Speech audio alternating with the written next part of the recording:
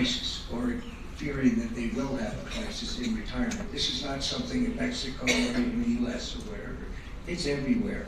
Even in the Middle East, in the richest countries in the Middle East, where you couldn't imagine they would be worried about it, they are.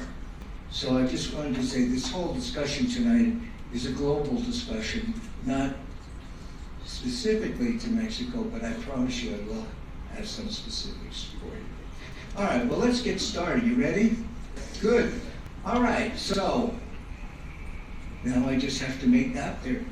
Now, before you start to talk about all the things you want to do and how to optimize and all that, you first have to decide, what are you trying to do? What is the retirement system's objective? Because if you don't know what your objective is, or your goal is, how could you possibly optimize? You don't know where you're going or want to go. So I'm going to tell you what I'm going to use for my definition. I'm saying, of course, the pension system, at least as a goal, not always achieved, is to have a good retirement for people. Seems pretty reasonable. But I'm going to define what I'm going to use for a good retirement, and so that's the context with which you should relate everything I have to say.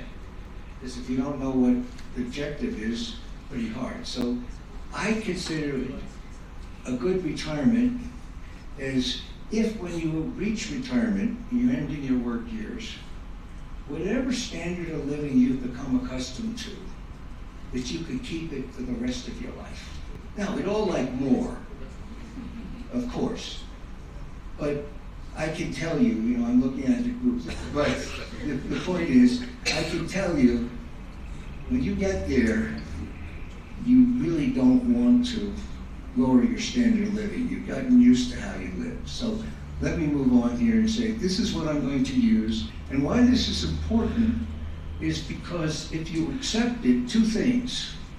One, it's the standard of living when you retire, at the end of your work life, not the average of your standard of living throughout your work life or some others. So we're going to have to accomplish, how do we try to get you the standard of living that you're living in, some of you 20, 30, 40. I looked around the room and I think there may be 50 years from now. That's a long time, okay? How can we try to make that assured? So moving on, that's the first thing. Second thing is, how do you measure standard of living? I come here to Mexico City.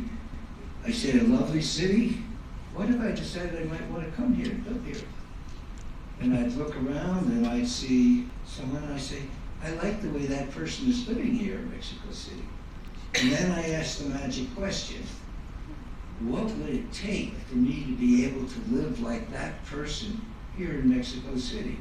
Well, I think I can assure you, you would not tell me you need so many millions or whatever in the bank or in your investments. You'd say to me, you have to be earning about this amount to live in this style. It's always the case that standard of living is defined by income, not by wealth. And that's very important to remember, because this is the goal. And this is an income goal, it is not a wealth goal.